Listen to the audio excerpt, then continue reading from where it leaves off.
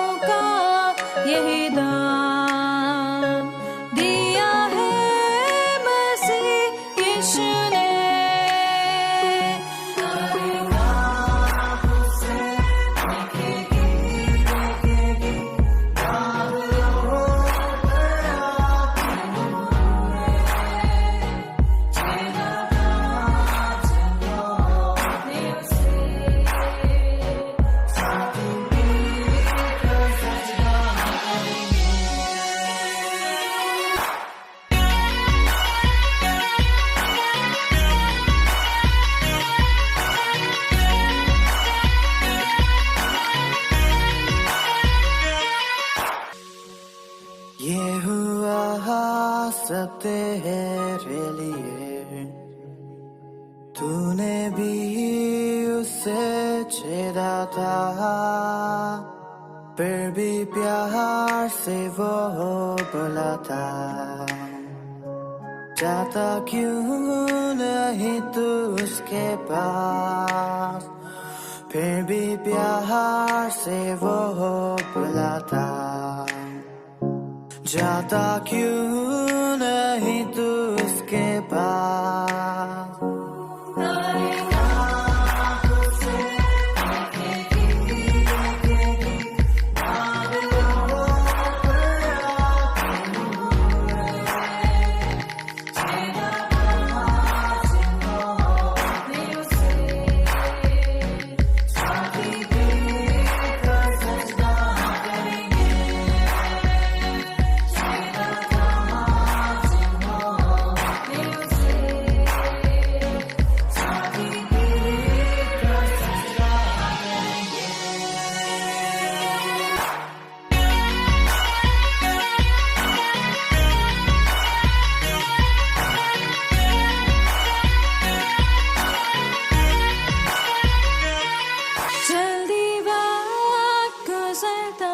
जाता है, रात अंधेरी आती है, तौबा कर दरवाजा होगा बंद, कुछ ना होगा फिर पछताने से। तौबा कर दरवाजा होगा बंद, कुछ ना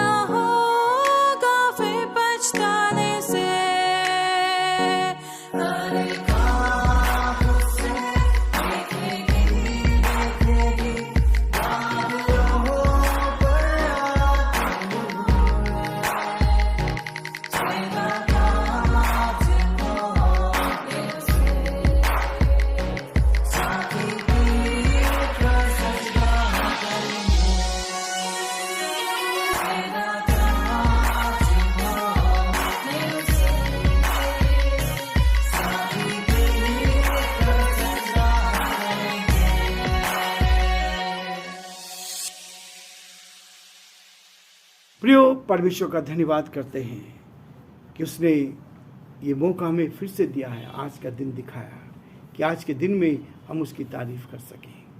ये गीत जो आपने सुना, ये गीत हमारे हृदय को छूता है, हमारे दिल को छूता है और वास्तव में हमें इस बात के लिए कहता है। वो कहता, देख मैं शीघ्र आने वाला हूँ। ये गीत उसी बात को दर्शाता है। इन बच्चों ने जो गीत गाया है इस बात को दर्शाता है, यीशु मसीह फिर से आने वाला है।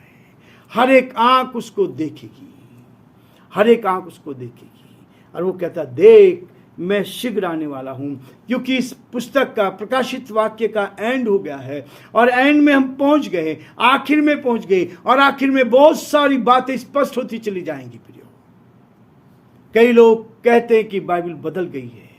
हम देखेंगे कि कैसे परमेश्वर के वचन में लिखा गया, कोई इसमें एक शब्द ना बढ़ा सकता है ना इसमें घटा सकता है। लोगों को भ्रमित कर दिया गया है। वो कहता है, मैं शीघ्र आने वाला हूं और शीघ्र आने वाला हूं। धन्य वे है जो इस पुस्तक की भविष्यवाणी की बातें मानता है। यूहन्ना इस बात को देख रहा है। यीशु मसीह इस बात को कहता है कि देख मैं शीघ्र आने वाला हूं। हर एक आंख उसको देखेगी। इस पुस्तक में जो भविष्यवाणी की गई है, जो भविष्यवाणी की बातें हुई हैं, उन सबको पूरा होता हम देख रहे हैं, उन सबको पूरा होता देख रहे हैं। आज 8 पद में कहता है, मैं वही यूहन्ना हूं। आज वो जीवित था जब इसको लिख रहा है। सारे चेले समाप्त हो चुके थे, लेकिन आज यूहन्ना कह रहा है, मैं वही यूहन्ना हूं जो ये बातें सुनता और देखता था। मैंने अपनी आंखों से देखा, मैंने सुना। इन सब चीजों को देखकर परमेश्वर ने कहा, लिख ले। उसने इसको लिखा। मैं वही यूहन्ना हूं, विश्वास दिलाकर। और केवल यही चेला था जिसके लिए प्रभु मसीह ने भविष्यवाणी की थी। चेलों ने पूछा, इसका क्या होगा? उसने कहा, जब तक ये परमेश्वर के राज्य को देख ना ले, मृत्यु का स्वाद नहीं चखेगा।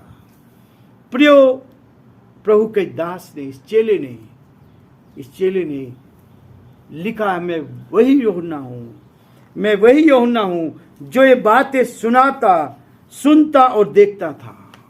जो कुछ मैंने सुना और जो कुछ देखा, इस बात को वो स्पष्ट कहता है। भविष्य की इन सारी बातों को सुना है और देखा है, और न केवल देखा परंतु अनुभव किया है। वह इन सब दर्शनों को देखने और सुनने से इतना ज्यादा क्या हो गया, भाव विभोर हो गया था।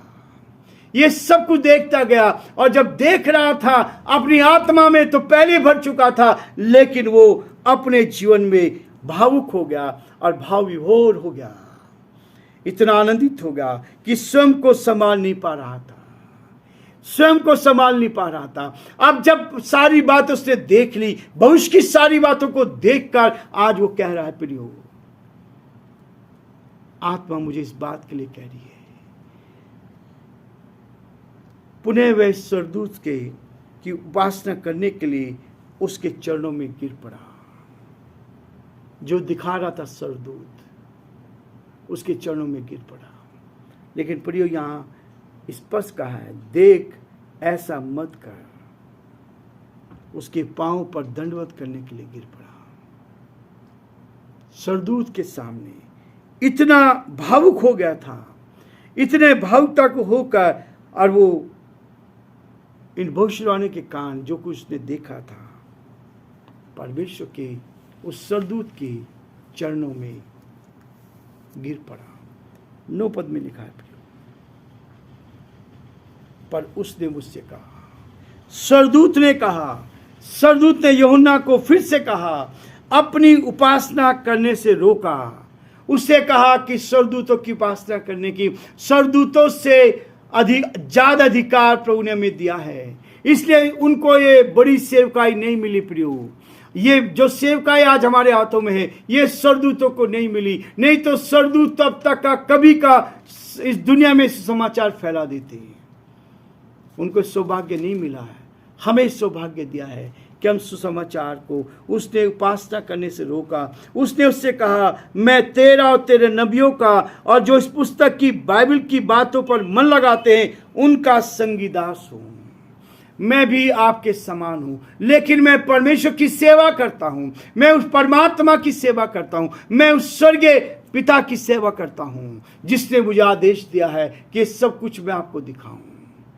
इस आदेश को दिया है। प्रियो, यही चीज है जो यहाँ स्वर्गदूत उसको दिखा रहा है, और इसी बात को कहता है, तू केवल परमेश्वर ही की उपासना कर। केवल वही हम सभी की आराधना और स्तुति के योग्य परमेश्वर हैं।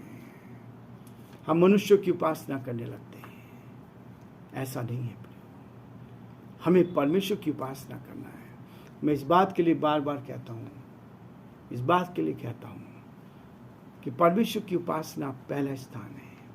परमेश्वर ने बनाया है, परमेश्वर ने रक्षा की है, परमेश्वर ने हमें संभाला है, और उसी को पहला स्थान देना चाहिए। हम मनुष्य को स्थान देने लगते हैं, मनुष्य की उपासना करने लगते हैं, लेकिन आदर सम्मान मनुष्य का करना चाहिए। आदर होना चाहिए, आदर की भावना होनी चाहिए, आदर होना चाहिए। परमेश्वर की उपासना करें। और सब लोगों ने, यदि आप देखा जाए तो बाइबल में बहुत सारे लोग ऐसे रहे जिन्होंने परमेश्वर की उपासना की है, और वो इस बात को कहता है, जो वास्तव में परमेश्वर के लोग होंगे वो कभी अपनी महिमा और आराधना नहीं करवाना चाहेंगे। परमेश्वर की आराधना, क्योंकि आदम को जब परमेश्वर ने बनाया था तो केवल परमेश्वर के सामने था। आज हम दूसरी चीजों को आदर देने लगते हैं, अपनी नौकरी को, अपने बच्चों को, अपने परिवार को, अपनी पत्नी को या पति को पहला स्थान देने लगते हैं। नहीं, ये भी एक उपासना है। आप किसी के पैर छूते हैं, ये भी ठीक नहीं है, लेकिन परमेश्वर का वचन कहता है वो आदर से जब आप करते हैं, आदर सम्मान। लेकिन यदि आप परमेश्वर से ज़्यादा है अपनी नौकरी को, परमेश्वर से ज़्यादा है अपनी पत्नी को, अपने बच्चों को स्थान देते हैं, तो वो सबसे बड़ी उपासना होती है। यदि आपने परमेश्वर को स्थान नहीं दिया और अपने बच्चों को और अपने नौकरी को इनको स्थान दिया है, तो वो सबसे बड़ी उपासना होती है। हम अपनी उपासना को छोड़कर, हम परमेश्वर की आराधना को छोड़कर दूसरे स्थानों पर चले जाते हैं। ये नहीं होना चाहिए। जो वास्तव में परमेश्वर के दूत होंगे वे भी अपनी आराधना और उपासना नहीं करवाना चाहेंगे। ये वचन है जिसका आपको लेना है, परमेश्वर की ओर केंद्रित होना है, परमेश्वर को स्थान देना है और पहला स्थान परमेश्वर को देना है। हम लोग कई बार गलत चीज़ों पर ध्यान केंद्रित करते हैं और एक गलत धारणा बनाकर परमेश्वर की सेवा को बिगाड़ना चाहते हैं। वो कहता है अपने को जो शैतान के ज्योतिर्मय स्वरदूत होंगे और जो परमेश्वर के विरोधी होंगे वही अपनी महिमा और आराधना कराना चाहेंगे। कभी भी मनुष्य की आराधना में नहीं करनी है, हमें परमेश्वर की आराधना करनी है। चाहे मेरा कितना बड़ा अधिकारी हो, जिसने मनुष्य के ऊपर भरोसा किया वो परमेश्वर का बैरी है। वचन कहता है कि हमें परमेश्वर की ओर देखना है। एक चीज़ और यहाँ देखी गई है, यहाँ पर यह बात स्पष्ट करना बहुत जरूरी है, स्पष्ट करना जरूरी है। भारत की संस्कृति के अनुसार आदर प्रकट करने के लिए पैर छूने की प्रथा है। संसार के हमारे देश में पैर छूने की प्रथा है, जो किसी भी प्रकार से गलत नहीं है, जो किसी प्रकार से गलत नहीं है। लोग इसको गलत मानते हैं, लेकिन यहाँ बताया गया है, ये परमेश्वर के दास ने इसको स्पष्ट किया है। क्यों कह रहा है? अब्राहम ने भी इसी प्रकार आदरपूर्वक अतिथियों का स्वागत किया था। अब्राहम, उत्पत्ति किताब में ये बहुत स्पष्ट लिखा है, अब्राहम ने इसी प्रकार आदरपूर्वक अतिथियों का स्वागत किया था। परंतु यदि हम किसी व्यक्ति को अपने स्वार्थों की पूर्ति के लिए ईश्वर मानकर उसे पूजने लगे या व्यक्ति को प्रसन्न करने के लिए हम परमेश्वर का विरोध कर उसका अनादर करें, तो ये मूर्ति पूजा की तस्वीर आगे आती है। इसलिए कहता है पैर छूना बुरा नहीं है। वचन में लिखा है, मैं जब पढ़ रहा था बहुत स्थानों पर लिखा है, अब्राहम ने भी उन अतिथियों की, जो मेहमान आए थे, उनको दंडवत किया और दंडवत करके आदर किया, सम्मान किया। और ये कहता है कि यदि हम परमेश्वर का अनादर करते हैं, स्थान मनुष्य को नहीं देगा, परमेश्वर को नहीं देगा, मनुष्य को देते हैं। जैसे मैंने बताया था, यदि आप नौकरी को अपना पहले स्थान दे रहे हैं, अपनी पत्नी को, अपने बच्चों को पहले स्थान दे रहे हैं, तो ये मूर्ति पूजा से बढ़कर होता है। वो कहता है ये परमेश्वर का विरोध और अनादर करें अथवा व्यक्ति की मूर्ति या तस्वीर के आगे हम माथा टेकने लगे, तो यह बात बिल्कुल अनुचित नहीं है। प्रियो, परमेश्वर हमसे चाहता है हम पूरी तरह से परमेश्वर के साथ बने रहें और प्रभु की महिमा कर सकें। प्रभु आप सबको बहुत आशीष दे।